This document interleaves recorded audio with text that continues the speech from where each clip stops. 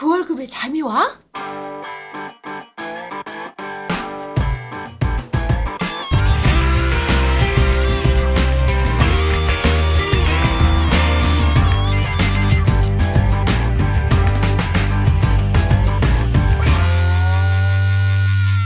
네, 안녕하세요. 그 월급이 또 잠이 오게 하는 방송 머니스토리 TV 뭉치 양승민입니다. 반갑습니다. 안녕하세요.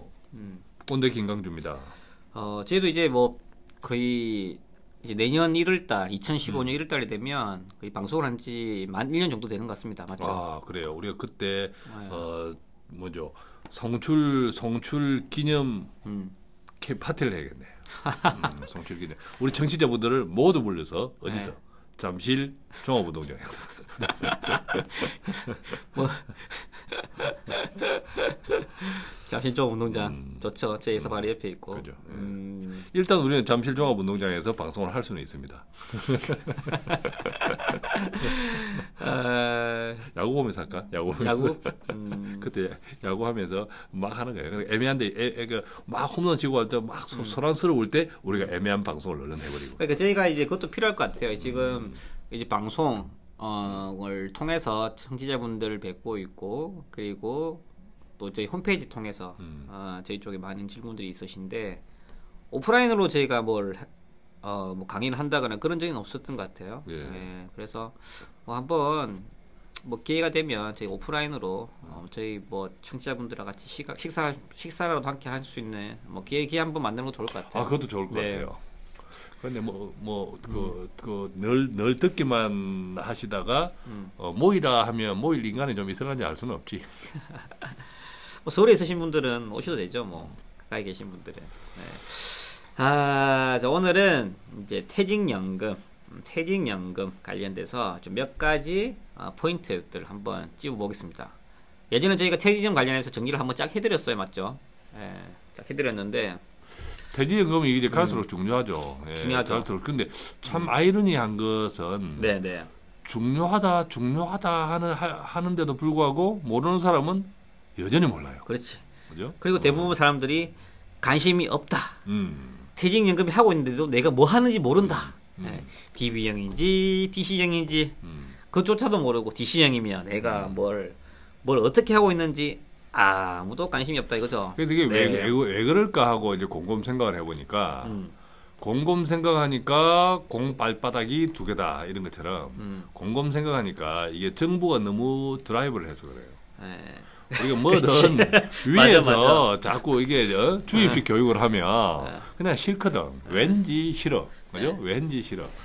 예, 그래서 이제 사실은 이게 아주 필요한 건데 그냥 냅다 두면 잘 이해가 안 되고 당연히 또 필요성도 잘 못 느끼게. 왜냐하면 이게 퇴직연금이라는 게 기본적으로는 장기 상품이거든요. 장기 상품이니까 대부분의 사람들의 이게 당장 느껴지는 게 아니야. 그죠? 그렇지. 예. 그리고 중요한 거는 매달 급여에서 차감되잖아요. 예. 적립이 되니까 그러면 사람들이 관심이 안 가지는 거야. 그렇죠. 내가 내 돈에서 내가 불입을 하면 관심 가질 건데 선택권이 없어. 그렇지. 회사에서 자체적으로 그 돈을 빼서 퇴직 연금 계좌에 싸주니까 관심이 없는 거죠. 그렇죠. 누가 관심 그렇지. 가져주지 않는 이상. 그러니까 왠지 사실은 내 돈에서 다 돌아가는데도 불구하고 그렇지. 내 돈인데. 마치 내 것이 아닌 것 같은. 그죠? 예. 그렇지. 이상한 나라의 앨리스처럼. 그렇죠. 이렇게 돼 있는 거죠. 국민연금이라 성격이 확연히 틀린 거죠. 국민연금을 말 그대로 운영을 해주죠, 국가가. 그 퇴직연금은 지가 운영을 해야 돼. 관심을 가져야 되는 거예요. 지가 하든지 기업에서 하든지 네. 둘 중에 하나예요. 그죠? 네. 자, 그래서 이제 오늘 좀 관심을 좀 포인트 몇 가지 좀 말씀을 좀 드리겠습니다. 그래서 예전에 뭐 기본적인 구조들이라든지 뭐 DB형, DC형 차이점에 대해서는 예전 방송을 한번 청취해 보시고요. 그리고 또 퇴직연금이 네. 왜 중요한지, 왜 점점 정부에서 네. 마치 장맛비를 쏟아붓듯이 계속 홍보를 하고 하는지는 이제 다 아시죠? 그죠? 그렇죠. 네. 뭐 국민연금도 이제 수령액도 줄어들고, 다들 줄어들죠. 이걸 모른다 하시는 분은 딱 한 분, 그죠? 모른다 하면 백수일 것 같아요. 그렇죠. 그래서 이제 그런 국가 책임을 기업으로 전가시키기 위함이 더 큰 이면의 요소인 것 같습니다. 자, 보시면 DB형, DC형, 그 다음에 개인 퇴직연금이라 해서 IRP 이렇게 크게 세 가지로 분류가 됩니다. 퇴직연금은 맞죠? 그죠.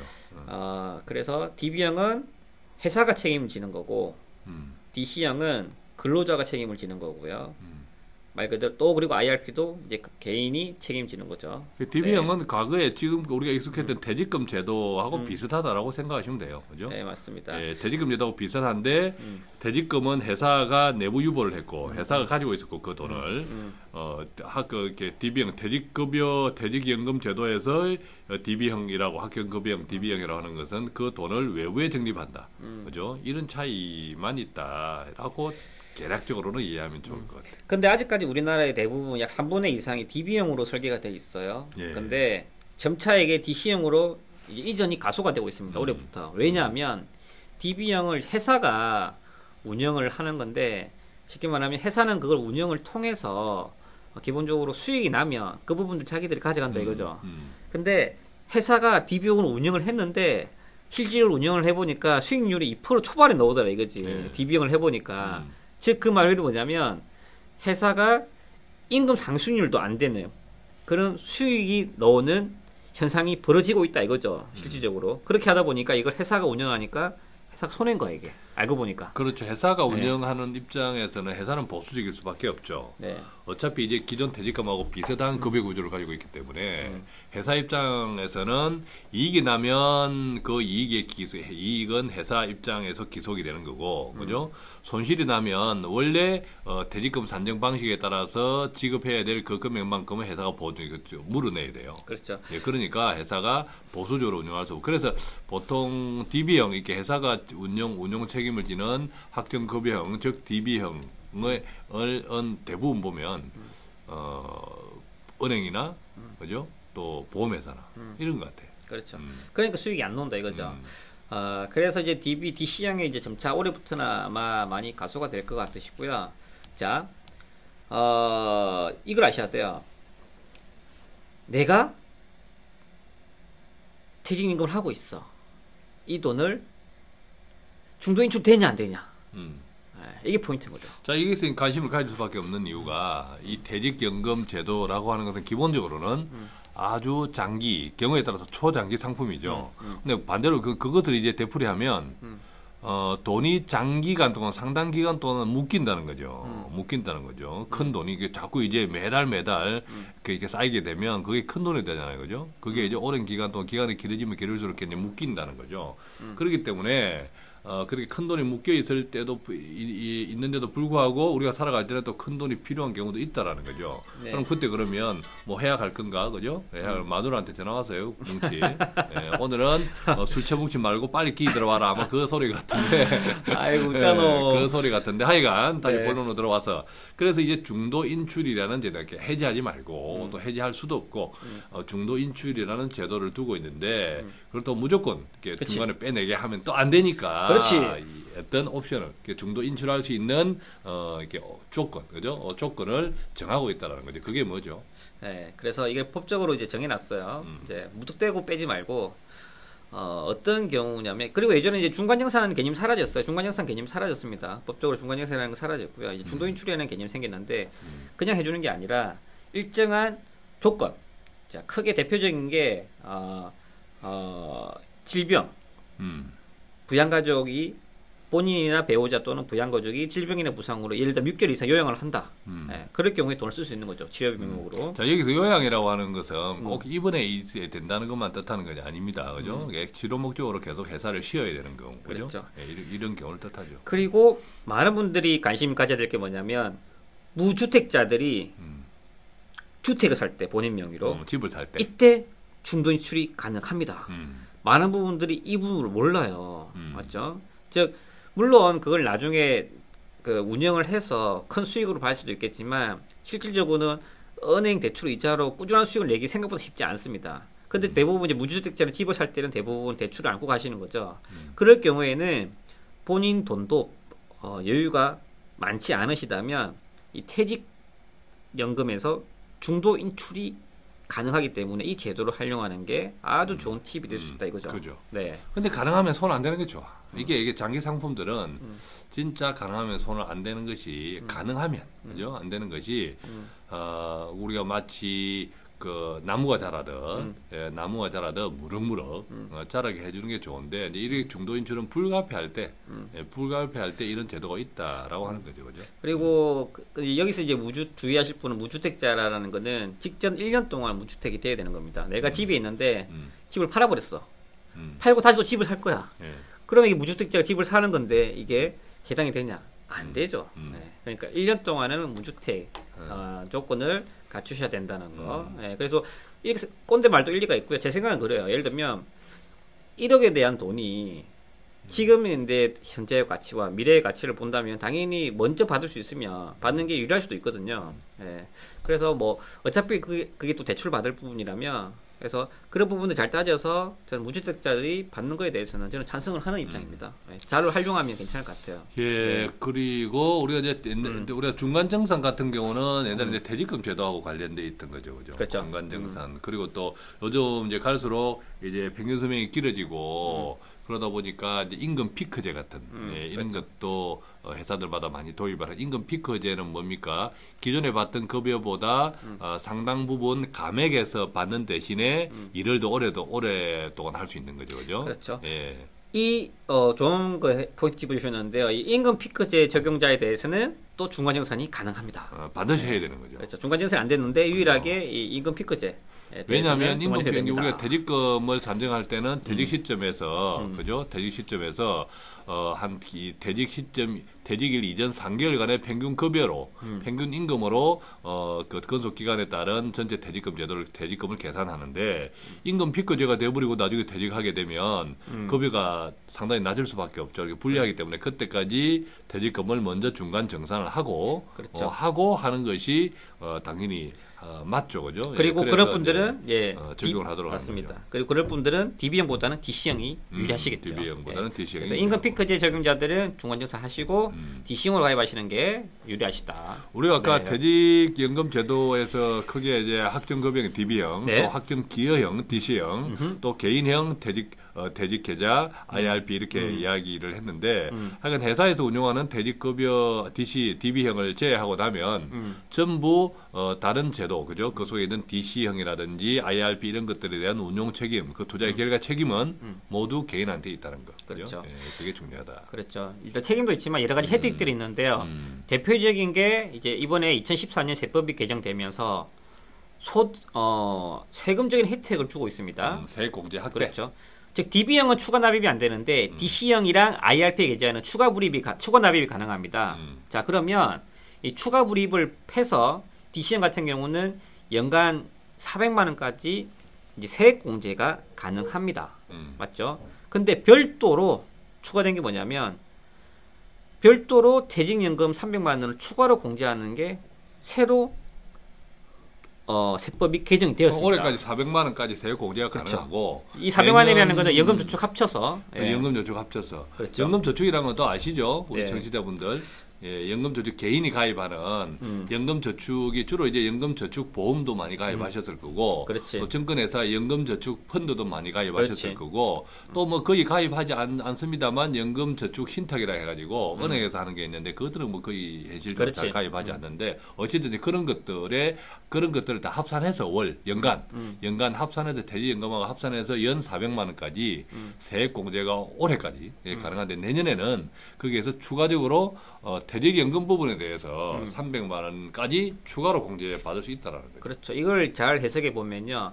쉽게 말하면 연간 400만 원까지 개인연금 저축 소득공제 되시는 개인연금 저축이랑 그러니까 퇴직연금의 추가 불입을 합산해서 400만 원까지 소득공제가 된다고 했지만 실질적으로는 대부분이 소득공제되는 상품에 대해서 400만 원 불입을 해요. 맞죠? 예.